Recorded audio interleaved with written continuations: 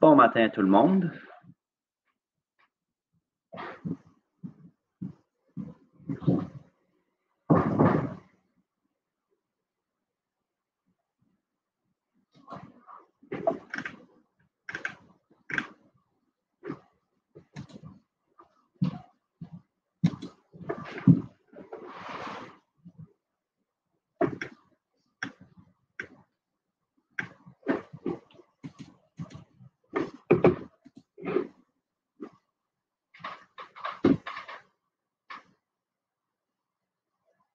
Bonjour Manon, bonjour Simone, bonjour Samuel.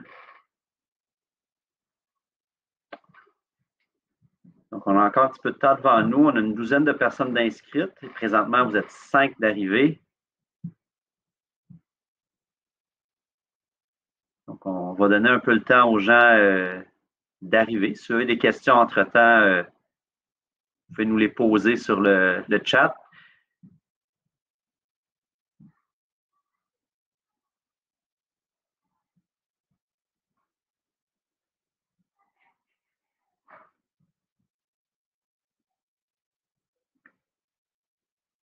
Sinon, est-ce que tout le monde a un peu de soleil ce matin? Ici à Saint-Jean, on a quelques rayons qui percent les nuages. Ça fait du bien de le revoir un peu.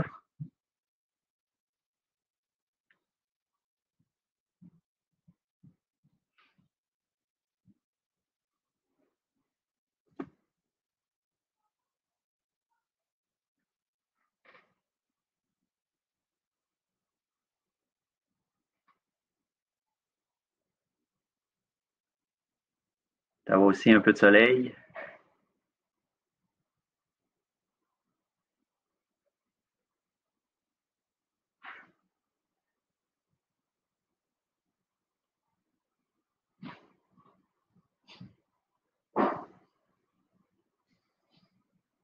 Donc, Valérie demande, ma co-facilitatrice demande si on peut, si vous avez utilisé les concepts appris jusqu'à maintenant, ceux qui ont participé aux autres classes qu'on a données les dernières semaines. Donc, on est déjà rendu à la fin, dernier bloc du cours Gérer les moments de colère.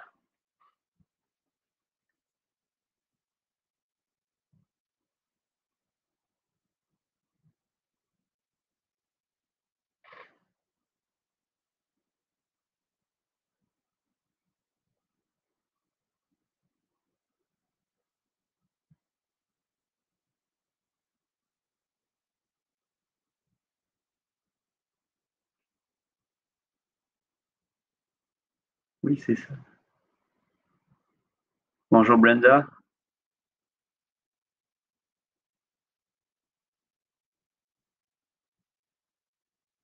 Oui, effectivement, on est peut-être limité avec les personnes avec qui on peut mettre en pratique ce qui a été appris jusqu'à maintenant. Mais c'est bon, c'est un bon lien de confiance, c'est bon pour plus tard, quand on va se déconfiner. Je sais qu'ici au Québec, ça commence tranquillement. On commence à avoir un peu plus de gens. Donc, peut-être les situations de pratique vont être de plus en plus courantes sous peu pour tout le monde.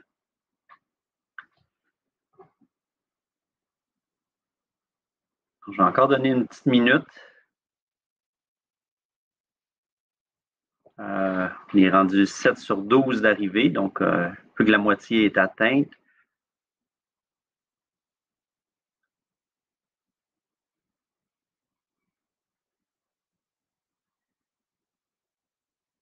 Ottawa, c'est limite.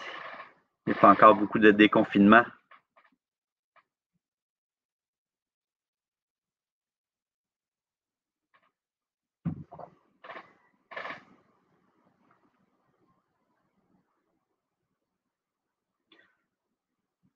Donc, comme à l'habitude, je vais passer avec mes premières slides, puis après ça, on va vous poser en même temps, on va poser la question, la première question sur si vous appartenez aux Forces armées canadiennes, membre de la famille, un vétéran, personnel civil ou autre.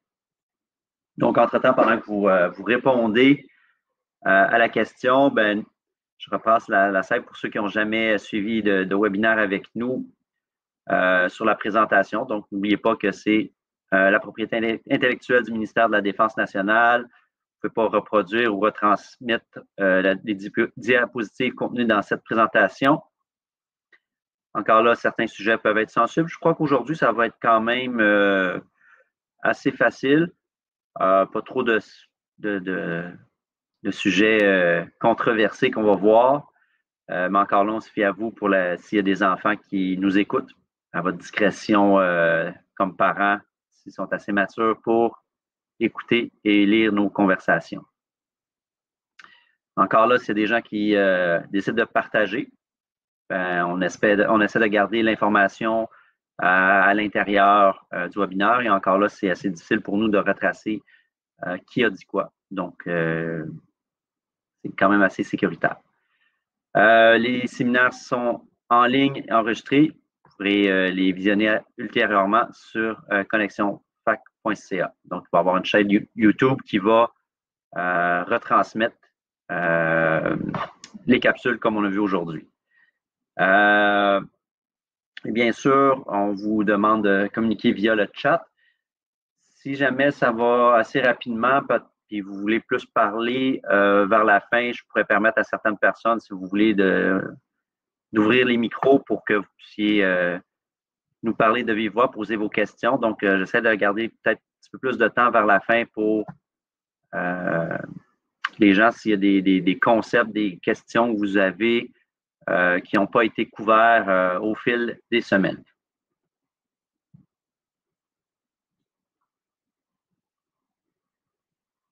Donc, merci pour ceux qui ont répondu à la question au sondage. Donc, ce n'est pas fait, juste à appuyer sur la section, l'onglet poll ou sondage, dépendant si c'est en français ou en anglais. Pour répondre, la question va être affichée tout au long de la présentation. Pour moi, c'est vraiment important pour nos statistiques. Donc, comme je disais, déjà rendu au 5e de la session. Donc, aujourd'hui, on aborde le pardon et le maintien des changements positifs. Donc, d'où la question de Valérie, ceux qui ont déjà testé certaines techniques qu'on vous a appris durant les différents webinaires. Donc, on va essayer de donner quelques trucs. Et encore là, je vais me tourner un peu vers vous pour voir ce que vous faites, ce qui fonctionne et comment justement vous les mettez en place pour que ça soit des changements durables dans le temps. Pas seulement à la maison avec peu d'interaction. Donc, le but, comme je l'expliquais, on va aborder beaucoup le thème du pardon et étudier les stratégies de prévention de la rechute. Donc, l'idée, c'est de ne pas se décourager, c'est des cheminements qui peuvent être longs. S'il y en a qui ont déjà été fumeurs, vous pouvez comprendre c'est quoi les risques de rechute. C'est un peu la même chose. Donc, dans le fond, la colère a été présente dans notre vie un bon moment. C'est sûr que ça peut prendre du temps, certains échecs, pour pouvoir finalement mieux la gérer au cours du temps. C'est toujours recommandé, si vous avez de la difficulté, allez chercher de l'aide, allez voir les spécialistes. C'est leur métier, ils vont vraiment vous appuyer un peu plus. On vous a donné certains outils, mais parfois, une bonne démarche avec des professionnels peut être plus adaptée dans certains cas. On demeure des formations très informatives pour le côté pratique et se donner le temps. Donc, rapidement, ce qu'on va couvrir, on va parler des mythes relatifs au pardon. Là, je ne suis pas ici pour faire le catéchisme ou parler de religion. On parle strictement du pardon dans un sens large. On va en décrire aussi les bienfaits du pardon. On va parler qu'est-ce qui se produit quand on garde une certaine rancune, quand on ne se pardonne pas certaines choses, quel effet ça peut avoir sur nous aussi. Et bien sûr, le processus du pardon. Et bien sûr, on finit avec comprendre la différence entre une défaillance et une rechute et comment, quels outils on peut mettre de l'avant pour réduire les risques de rechute ou de se reprendre en main suite à une rechute pour se recentrer sur l'objectif qu'on avait en participant à ces ateliers ici. Entre-temps, comme je le mentionne toujours, Valérie est avec moi, donc si vous avez des questions, vous pouvez l'écrire sur le chat. Si je ne prends pas le temps d'y répondre tout de suite, moi, je vais y revenir plus tard. Sinon, ça se peut que Valérie vous réponde plus rapidement via le chat. Je ne prendrai peut-être pas toujours le temps de tout lire. Donc, je vais y aller avec une première question. Vous sollicitez et j'ai besoin de vos réponses. Donc, pour vous, ça signifie quoi le pardon? Qu'est-ce que vous en avez entendu parler? Qu'est-ce que c'est? Qu'est-ce que ça signifie vraiment pour vous de pardonner ou le pardon dans vos mots?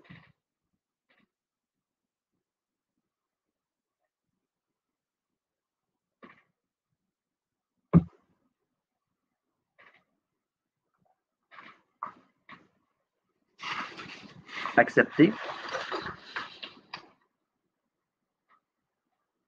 Accepter pour passer à autre chose, effectivement.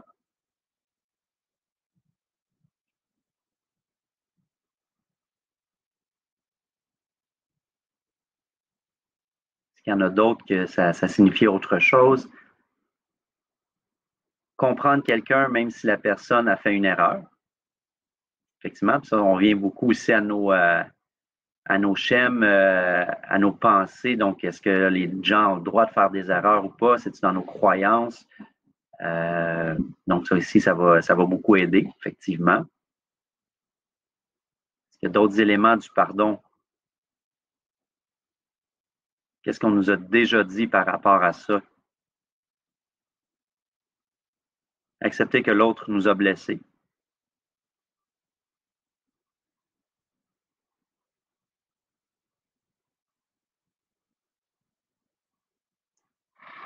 Ça peut être aussi accepter que ça fait partie de notre passé. Il ne faut pas justement l'oublier, mais continuer d'avancer dans la situation.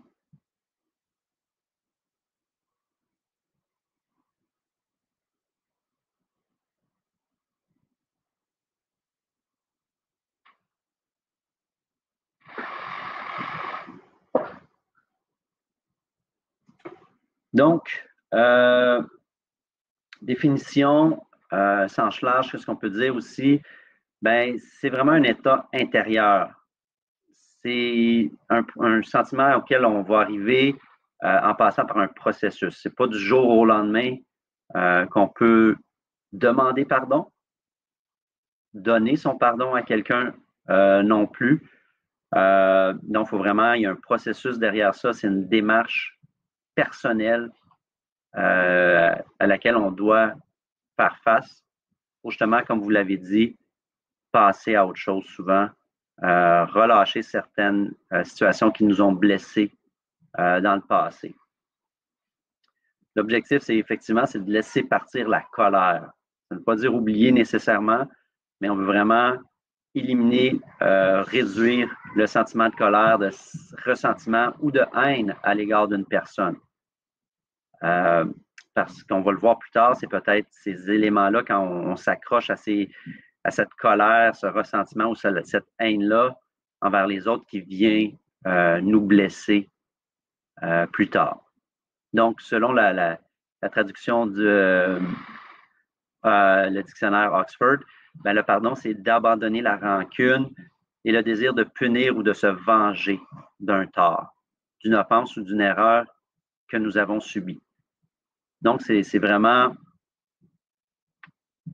laisser partir ces éléments-là pour passer à autre chose. Et si on va à l'inverse, ça signifie quoi avoir un ressentiment envers une personne ou une situation qui nous est arrivée? Comment vous le définiriez dans vos mots, le ressentiment?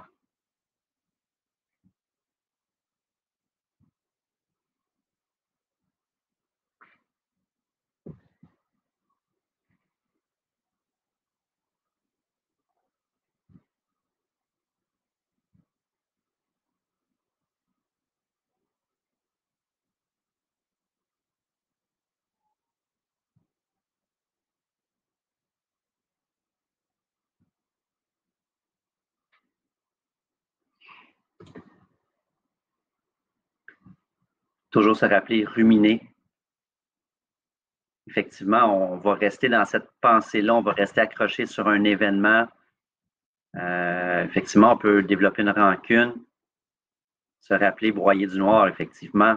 Donc là, on reste vraiment accroché sur le tort qui nous a été causé. On a beaucoup de difficultés à s'en sortir.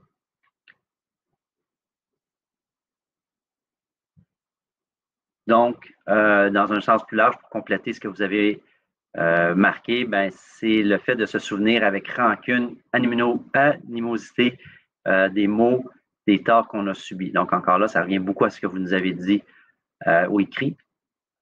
Ces torts peuvent être réels ou imaginaires. Tu sais, des fois, on s'imagine, on l'a dit dans les schèmes de pensée, on peut penser que les gens, dans une situation, ont eu une bouffée de rire, puis c'est de nous qui riaient.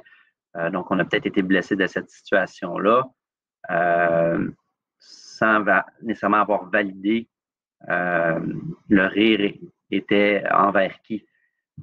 Ça peut être de plusieurs années, ça peut être récent, mais c'est vraiment un souvenir qu'on traîne avec nous et qui nous amène de la colère et encore là, un ressentiment envers une personne ou une situation qu'on a vécue qui nous a vraiment blessés dans le passé. Encore là, ben on justifie, on défend le point de vue parce qu'on pense qu'on a raison de rester accroché sur cet élément-là parce que la situation n'a toujours pas été réglée pour nous. Donc, trouver un moyen d'y arriver à régler cette situation-là qui nous convient.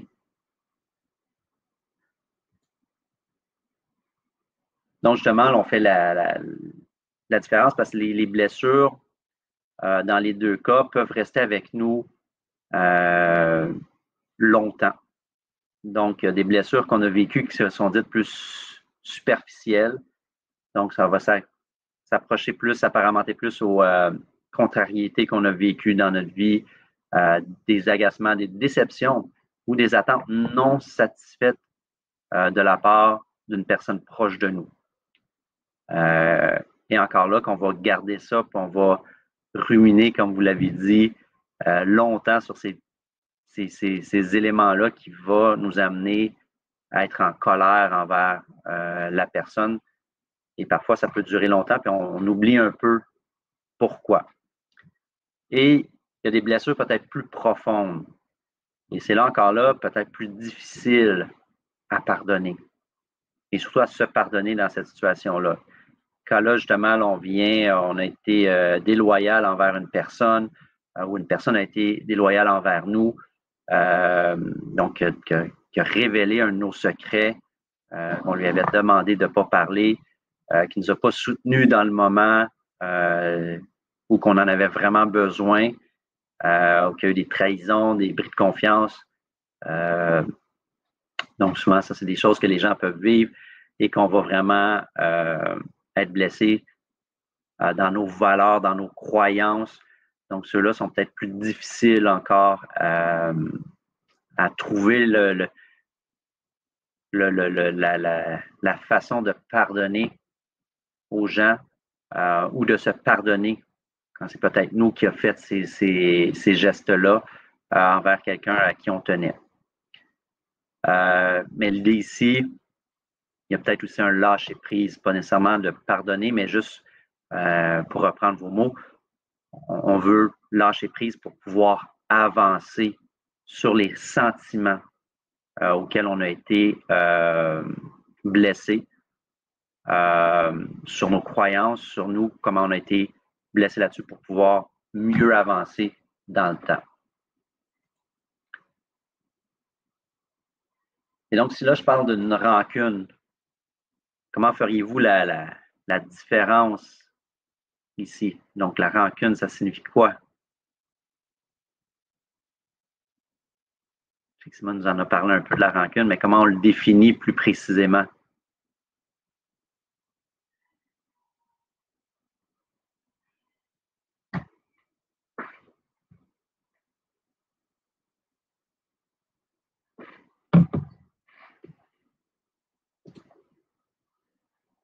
Effectivement, la rancune est beaucoup plus négative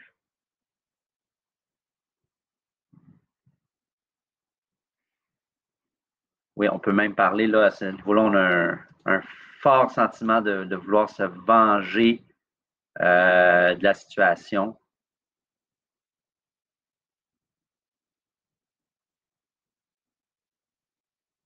Je parle de ma belle qualité de me souvenir de tout. Effectivement, la rancune, ça peut se rappeler de beaucoup de choses.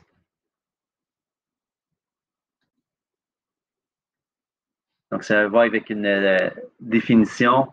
Ben, effectivement, c'est plus négatif. Si on parle ici d'hostilité, du désir de vengeance. On veut obtenir vengeance. Puis, si les instances en place ne règlent pas la situation, c'est peut-être là, on va essayer de vouloir prendre la situation en main et nous obtenir et se faire vengeance dans la situation qui nous est, auquel on est confronté. Excusez-moi. Donc, encore là, c'est de l'amertume, de la colère, que là, on ne peut plus penser au moment présent. On est dans le passé, on est ancré sur la situation, le tort qui nous a été causé, sans vraiment possibilité d'avancer, sans essayer de trouver un moyen de se venger de la situation, pas nécessairement de lâcher prise, mais juste de se venger. Ce sentiment-là est vraiment ancré dans la personne. Effectivement, la rancune, comme on le constate, peut rendre déprimé ou anxieux parce qu'on reste ancré à ce niveau-là, on se ferme peut-être à des nouvelles relations ou justement à bien comprendre les gens qui sont proches de nous. Et là, on va peut-être se trouver à blesser des personnes qui n'ont pas rapport à la situation. Donc, il peut y avoir des dommages collatéraux non désirés dans cette situation-là parce qu'on est tellement accroché à ce sentiment-là qui nous ferme vraiment à pouvoir avoir des jours un peu mieux. Donc, on a vraiment la difficulté avec ça.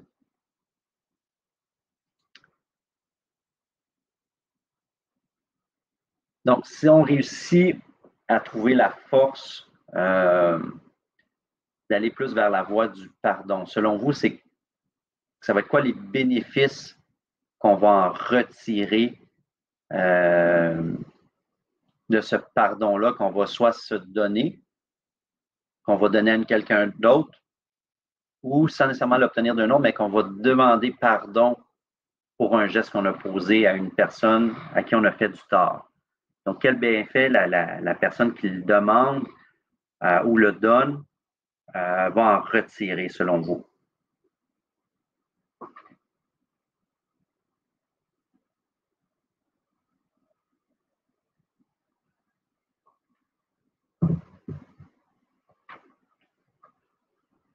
Soulagement, effectivement. À s'imaginer faire la paix, enlever du stress, oui.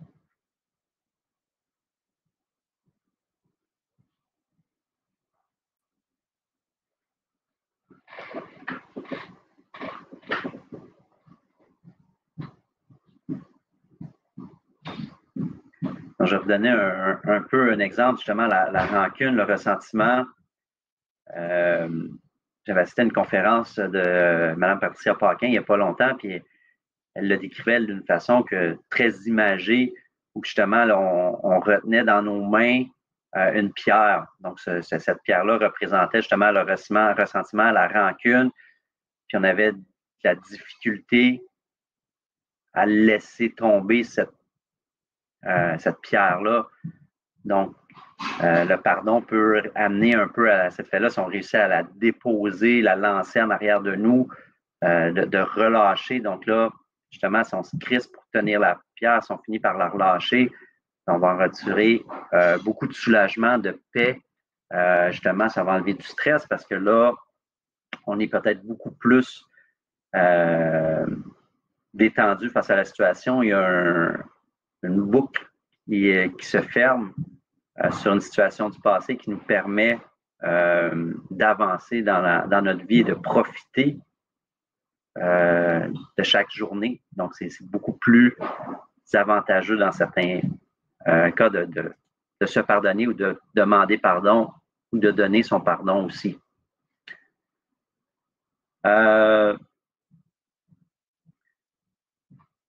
Donc, effectivement, c'est tout le fait de relâcher, d'enlever cette colère-là, cette amertume, ces ressentiments-là qu'on a dans nous qui viennent ruiner notre journée et notre santé à long terme. Donc, on sait, à long terme, si on entretient ces rancunes-là, ces ressentiments-là, cette colère-là, ça va venir affecter notre état de santé. On en a parlé, les problématiques de santé qui peuvent découler de la colère. Donc, on avait parlé de problématiques au niveau de la tension artérielle, au niveau justement là, de la mauvaise gestion du stress, mauvais sommeil, mauvaise alimentation qui peuvent en découler aussi. Donc, beaucoup de bienfaits à juste relâcher. Juste simplement, l'un des plus grands bienfaits, je crois, c'est de pouvoir profiter du moment présent. Donc, on en parle beaucoup dans la société, être capable de profiter du moment présent et tous les bienfaits que ça apporte. Autre aspect, ben, c'est sûr qu'on va avoir des relations plus saines. Ça ne veut pas dire nécessairement qu'on va renouer avec la personne qui nous a blessés, mais ça peut nous permettre d'entretenir des relations plus saines avec les autres gens, les autres personnes de notre entourage. Psychologiquement, ça va être un gros soulagement qu'on va avoir quand on va atteindre cet état-là où on a lâché prise de tous ces ressentiments-là. Donc, surtout si on en parle, il y avait beaucoup de liens avec la colère, symptômes de dépression. Donc, souvent, chez les hommes, on le répertorie un peu plus dans les études, la colère et un signe de dépression, ils sont liés un à l'autre. Donc, il y a peut-être aussi d'autres problématiques qui vont en découler. Donc, si on peut laisser aller de cette colère-là un peu, ça peut diminuer les symptômes de la dépression et donc faciliter un retour à la normale ou une gestion plus saine de notre état de santé mentale. Et bien sûr, ben, quand on a tous ces ressentiments-là, ces problématiques-là, beaucoup de gens se tournent vers les méthodes alternatives comme l'alcool, les drogues pour se soulager. Mais si on réussit à laisser partir ces ressentiments-là, il se peut que aussi on diminue, on a moins le besoin, on ressent moins le besoin d'utiliser l'alcool, la drogue pour endormir un peu ces douleurs-là qu'on peut vivre au cours de la vie, reliées à la colère qu'on va subir. Donc, ici, 5 petits mythes ou réalités, mythes relatifs au pardon. Est-ce que pour vous, pardonner signifie qu'on oublie la situation?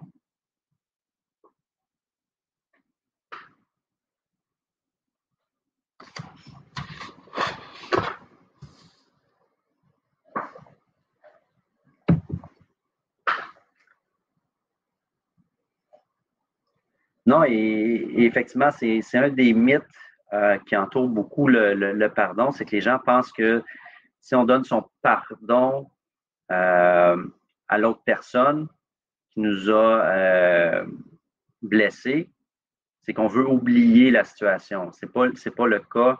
Le pardon ne nécessite pas d'oublier ce qui nous a été fait.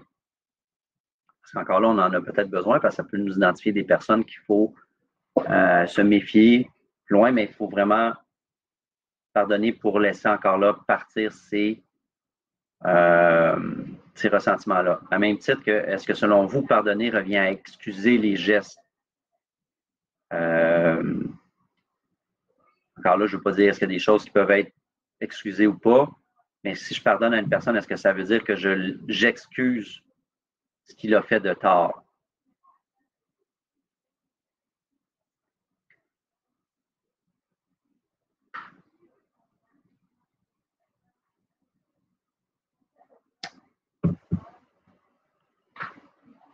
Puis encore là, c'est effectivement, on ne veut pas excuser, mais on veut juste, encore là, passer à autre chose, à une situation. On pardonne, on n'excuse pas le comportement, puis on ne dit pas que la personne ne nous a pas fait tort. On fait juste pardonner à la situation. À même titre que, comme je l'avais déjà expliqué, le pardonner, est-ce que ça revient à réconcilier? C'est possible que non. Il y a peut-être des situations, des torts qui nous ont été faits. On pardonne, on comprend peut-être, mais ça ne veut pas nécessairement pour dire qu'on veut que la personne demeure dans notre entourage, qu'on va entretenir, qu'on va devenir de très bons amis par la suite. Ce n'est pas l'idée du pardon non plus. Effectivement, il y a des personnes toxiques. On peut pardonner certaines choses, mais ça ne veut pas dire qu'on va les garder nécessairement proches de nous. Est-ce que selon vous, pardonner est un signe de faiblesse?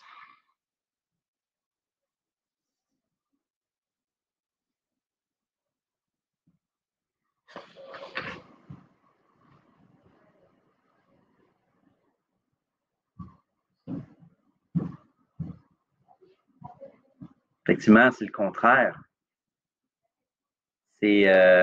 Ça demande une grosse force intérieure pour, se pardonner.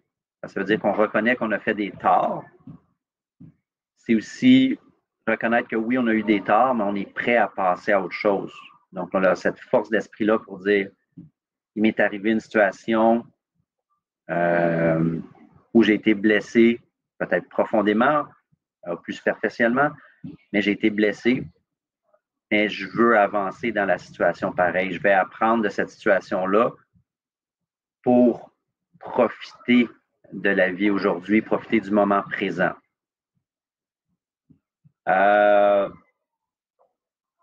Il n'est possible de pardonner que si l'autre personne reconnaît s'être mal comportée. Donc, est-ce que selon vous, c'est vrai? Donc, on peut seulement pardonner si l'autre admet ses torts.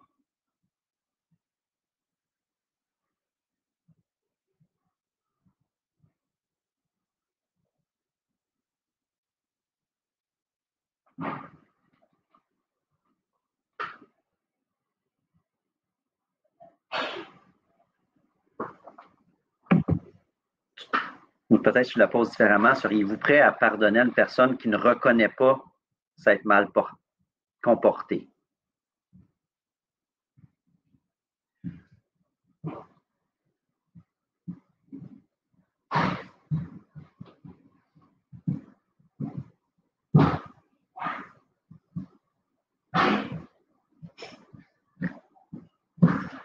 C'est effectivement, je crois, une partie difficile.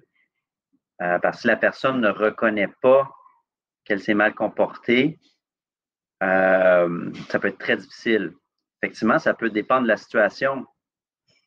Il se peut que la personne ne puisse plus reconnaître ses torts. Par exemple, si la personne qui nous a causé un tort est décédée, elle ne pourra plus reconnaître s'être mal comportée.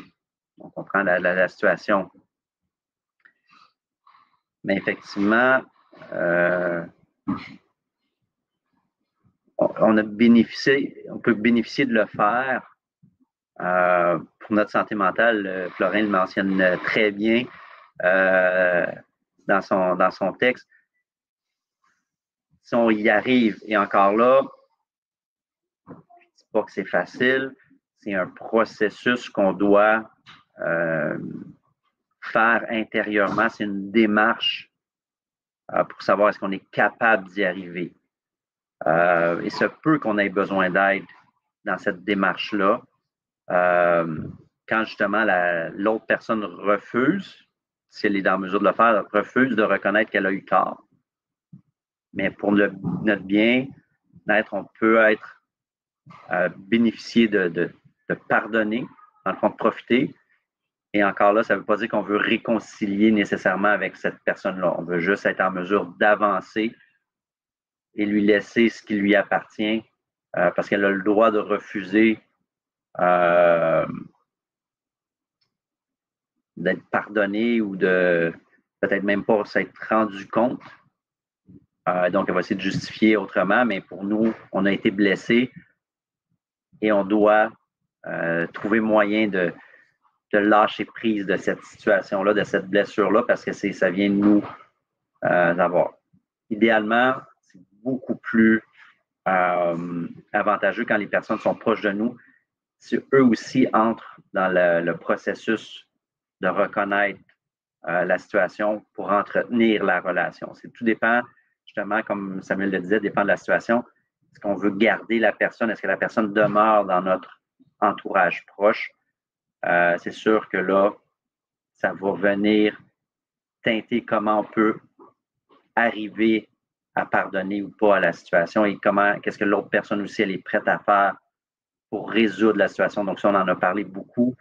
Dernier cours, là, la situation, la communication assertive peut nous aider à bien identifier les besoins qu'on va avoir de la relation qu'on veut entretenir avec la personne et comment ça va agir dans le futur.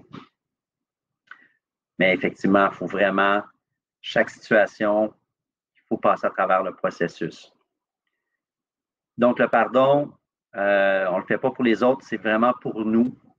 C'est une décision, c'est un choix, c'est une valeur, une croyance qu'on peut avoir ancrée en nous pour nous ramener justement une paix d'esprit, pour être en mesure de s'alléger des ressentiments de colère qu'on peut avoir, de bien utiliser ce que la colère nous apporte, donc d'identifier des situations potentiellement à risque, de bien gérer l'énergie qu'elle va apporter pour être constructif dans la situation.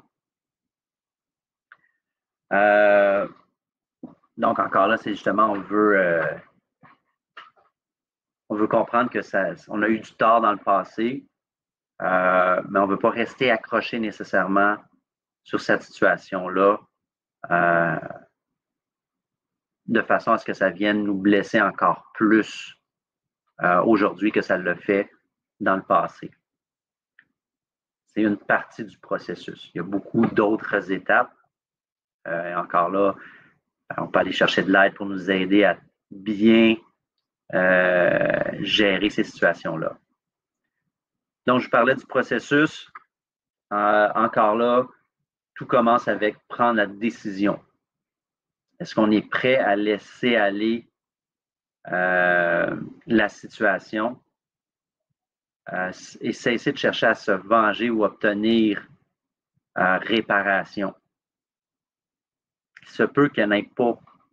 Ça ne peut plus se faire. On ne peut plus venger. Puis il n'y aura peut-être pas de correction qui va nous être donnée dans cette situation-là. La seule chose, comme on l'a mentionné, on veut le faire pour notre bien-être, notre santé mentale. Donc, est-ce qu'on peut décider de le faire pour notre bien-être personnel? On va reconnaître cette douleur-là. Ça part de là parce que le tort qui nous a été causé a causé soit une douleur superficielle ou plus douloureuse, plus profonde. Donc, on va reconnaître cet élément de douleur-là qu'on ressent et admettre que oui, il y a quelqu'un qui nous a fait du tort. Et c'est pour ça qu'on dit pardonner, c'est pas oublier la situation. C'est au contraire, c'est qu'on reconnaît ces éléments-là, cette colère-là, la douleur que ça a causé en nous. Et ben justement, comme je l'ai mentionné, ben à ce moment-là, nos attentes n'ont pas été atteintes. Il y a une situation qui a fait qu'on n'a pas pu qu'on n'a plus obtenir satisfaction, que nos attentes ont été blessées, nos croyances, nos choses ont été affectées. Et là, on est à la croisée des chemins. Justement, on veut se permettre d'avancer. Et ça peut dire, ben justement, là, on vient choisir de mettre un terme soit à la relation ou de la renouer. Et encore là, dans la dernière situation, comme on expliquait tout à l'heure, ça va dépendre de l'autre personne. Quelles sont ses attentes aussi si on décide de renouer? Quelles sont les attentes de l'autre personne de la relation qu'il veut entretenir avec nous? Et donc là, la discussion assertive va être très, très importante. Il ne faut pas oublier de bien se préparer quand on va avoir cette conversation-là avec la personne qui nous a blessés et comment on veut par la suite avancer avec cette personne-là. S'il n'y a pas de... on ne peut pas renouer avec la personne, c'est de choisir justement comment on met un terme, comment on arrête de côtoyer cette personne-là et justement atteindre nos objectifs et justement reconnaître nos besoins qu'on veut combler dans la situation. Et encore là, je le dis, c'est toujours plus facile de le dire que de le faire. C'est un processus qui se fait sur peut-être plusieurs jours, plusieurs mois. Ça dépend toujours de la personne. Ça dépend comment on a été blessé.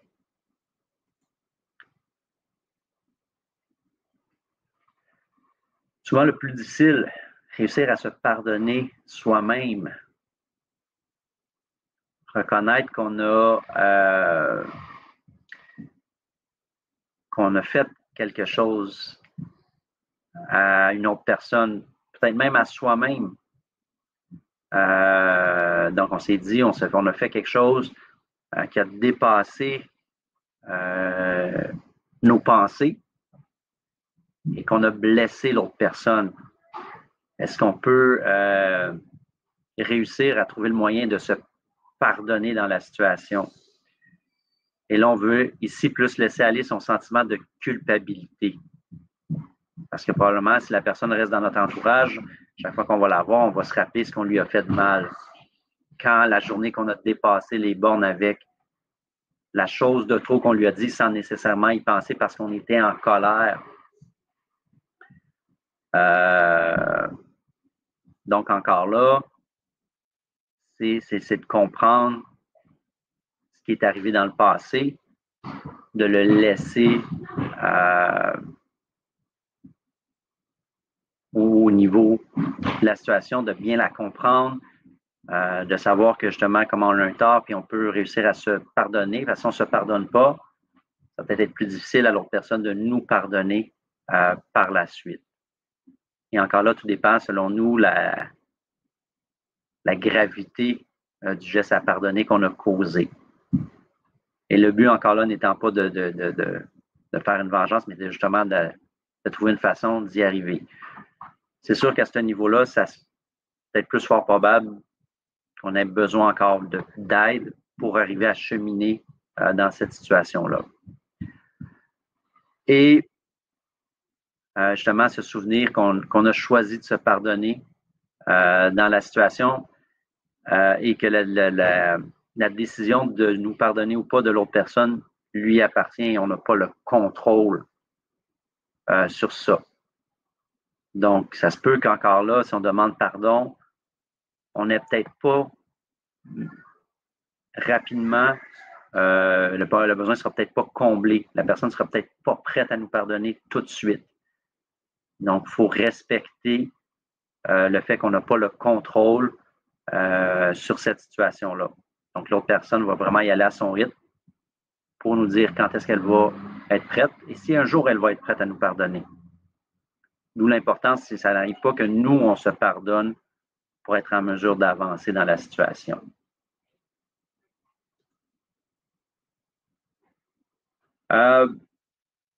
Est-ce que vous aviez des questions sur le pardon, des choses, des commentaires? Est-ce que c'était clair pour tout le monde? Je sais que c'est très rapide. Normalement, on prend un petit peu plus de temps, plus d'interaction avec les gens. Je sais que le modèle n'est peut-être pas facile, mais est-ce que vous aviez des questions avant qu'on passe à la dernière partie du cours sur le pardon? Ou est-ce que vous en voyez les bienfaits un peu plus du pardon? Vous avez des questions?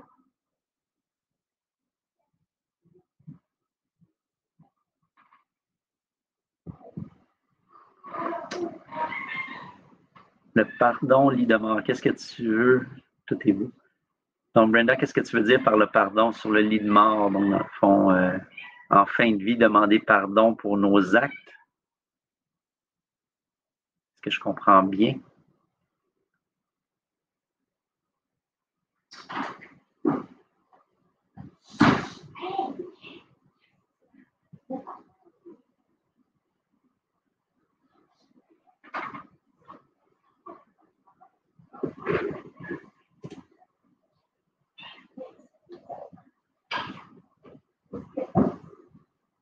Effectivement, oui, ça s'est vu. Je lisais justement un livre sur le pardon, puis effectivement, beaucoup de gens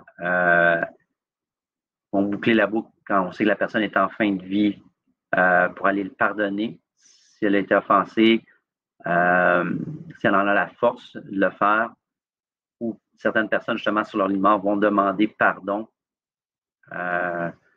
pour justement peut-être alléger le ressentiment que les gens pourraient avoir pour qu'ils puissent avancer. Donc oui, effectivement, ça peut se voir. Donc, dernière partie signifie la défaillance ou la rechute. Selon vous, comment vous faites la différence entre les deux? Donc, une défaillance, selon vous, c'est quoi? Et la rechute, ça représente quoi pour vous?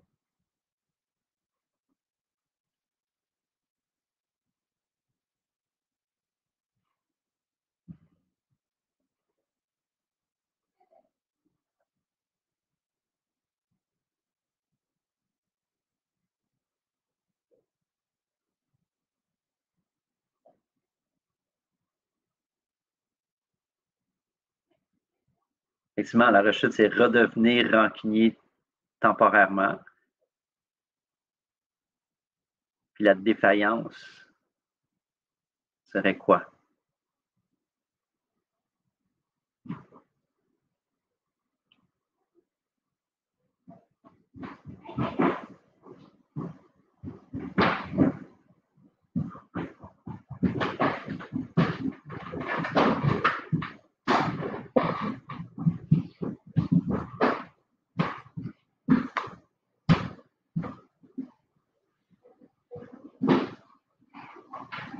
Est-ce que quelqu'un veut se risquer à donner une définition de la défaillance?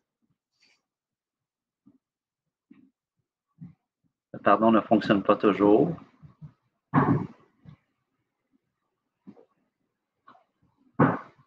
Effectivement, ça se peut que le pardon ne fonctionne pas toujours. Mais si on y va, définition, défaillance, c'est vraiment une situation unique. Et là, on va parler peut-être plus, pas nécessairement du pardon, mais de la colère. Donc, à travers les semaines, on a cheminé, on a apporté certains changements, on s'améliore, on voit les bienfaits de bien gérer sa colère. Mais la nature humaine étant ce qu'elle est, il peut y arriver que pour une situation, on n'ait pas vu venir un déclencheur et qu'on ressente la colère et on réagit fortement, de façon colérique, à une situation X. Et ça se peut que ça s'arrête là. Je peux donner aussi l'exemple, peut-être qu'une personne va, je sais que c'est tiré par les cheveux, mais je vais juste donner l'exemple peut-être pour qu'on puisse comprendre, un fumeur qui va reprendre une puff de cigarette, va décider, non, finalement, moi, j'ai pas vraiment trippé, c'est pas ce que je voulais, je reviens à mon mode de vie que j'apprécie plus, tout le travail que j'ai fait, je remets tout en place pour être sûr de continuer dans mon cheminement. Donc, ça peut arriver un petit moment où que ponctuellement, il y a eu un incident, on revisite la situation, on en apprend où ça a mal été pour pouvoir justement maintenir les bons comportements qu'on a changés.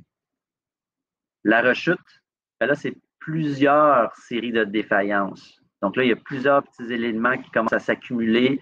On ne prend peut-être pas le temps de faire un postpartum, un retour sur la situation pour revisiter nos éléments, comment bien gérer ces moments de colère-là, ces situations à risque-là, de bien les reconnaître, de bien les faire, et qui amène justement un sentiment de découragement et de frustration, puis la personne dit finalement, ben, je retourne à mes habitudes de me mettre en colère et de l'exprimer peut-être de façon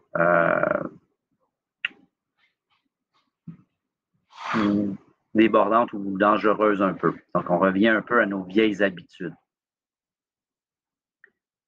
Encore là, la rechute peut être temporaire. Ça se peut qu'après un certain temps, la personne revienne à ses habitudes.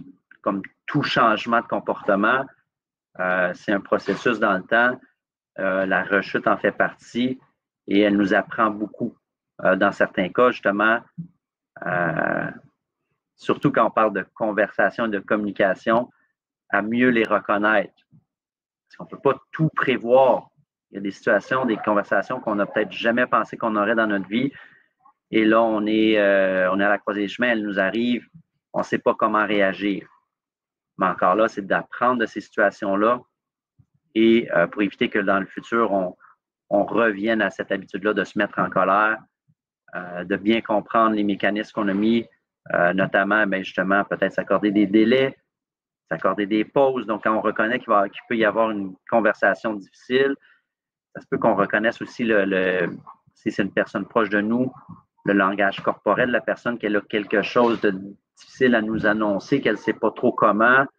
Donc, peut-être prendre le temps de dire, OK, ben, on va mettre les situations bien au clair, comment on va procéder pour passer au travers.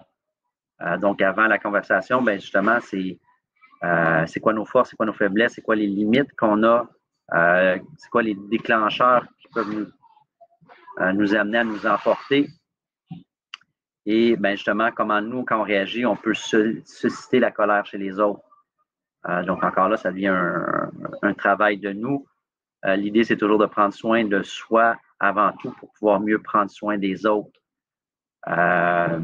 Et fixer des objectifs, ce qu'on veut accomplir avec la situation. Donc, comment on veut entretenir cette relation-là suite à la conversation.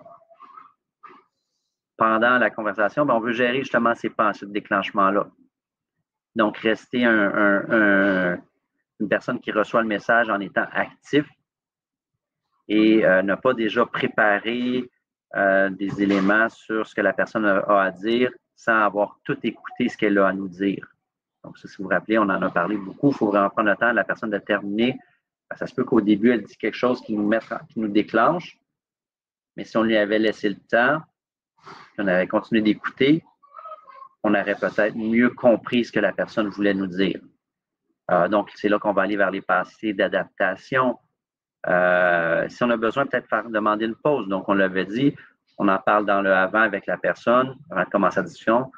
Je te fais signe, 1 minute, on va prendre une pause, on revient, on va aller prendre un verre d'eau, je vais à la salle de bain, peu importe. Donc, ce qui va nous permettre de prendre le recul pour pouvoir finir d'écouter la personne.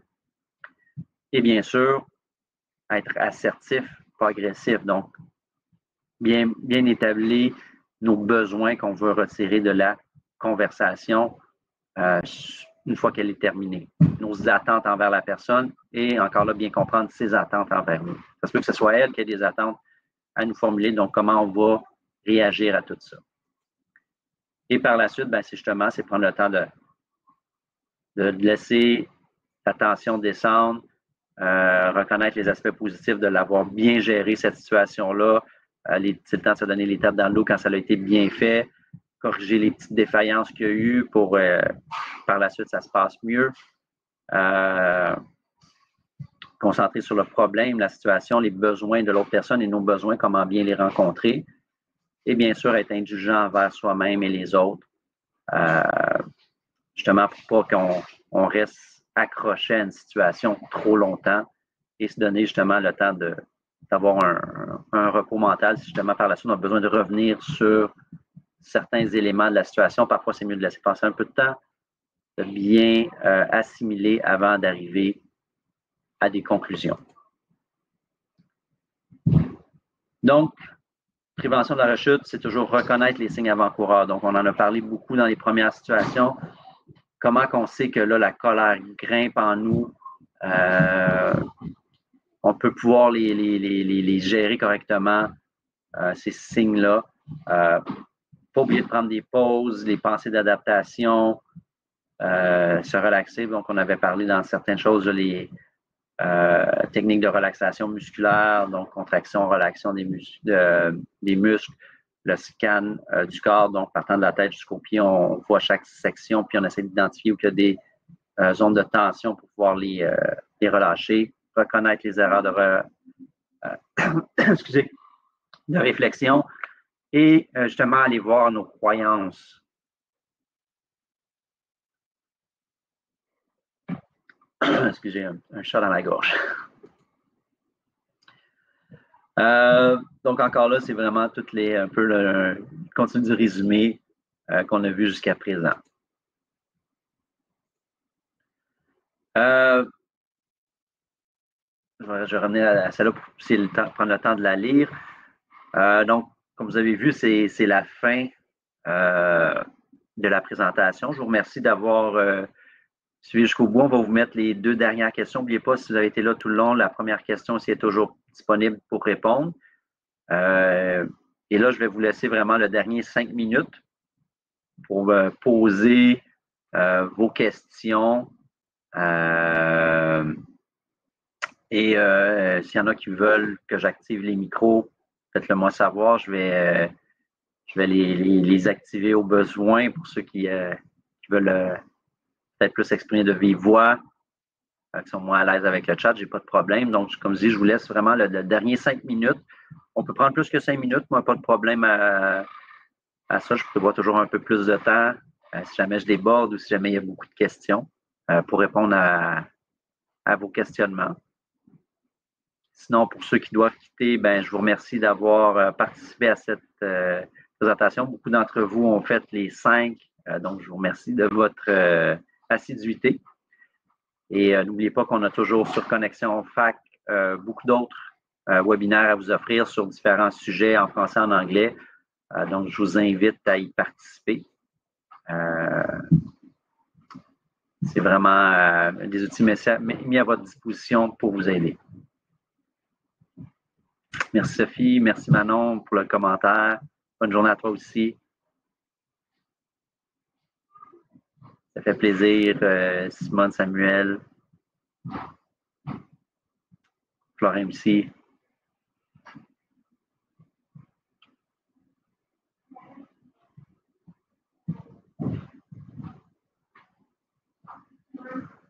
Oui, je ne sais pas si c'est déjà disponible. On commence à en entendre parler. Ça va être, il va y avoir là, sur SBMFC, puis dans sur Connexion Fac, les liens devraient être, quand ça va être disponible, les liens vont être affichés. Je crois que ce n'était pas encore prêt, mais ça s'en venait sous peu parce qu'ils ont commencé déjà à nous montrer la plateforme. Mais on va essayer de communiquer avec le maximum de gens une fois que tout va être en ligne pour que vous puissiez revoir les présentations qui ont été données dans le passé sur des différents sujets.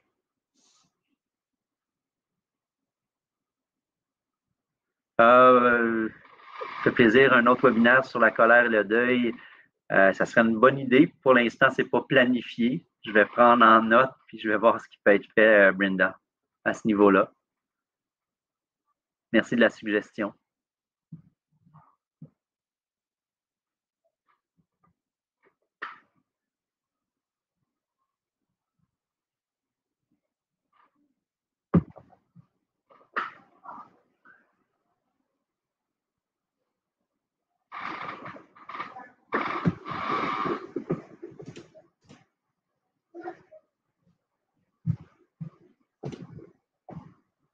Merci Valérie.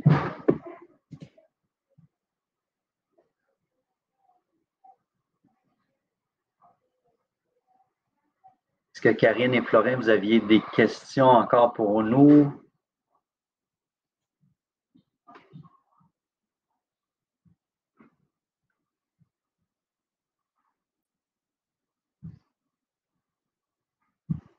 Bonne journée à toi, Florent. Merci d'avoir participé.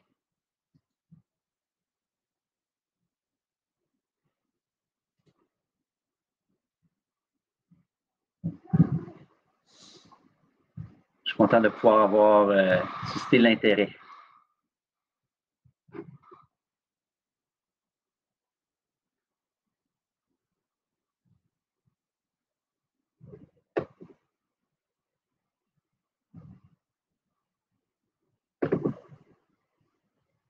Bon, ben, merci Valérie.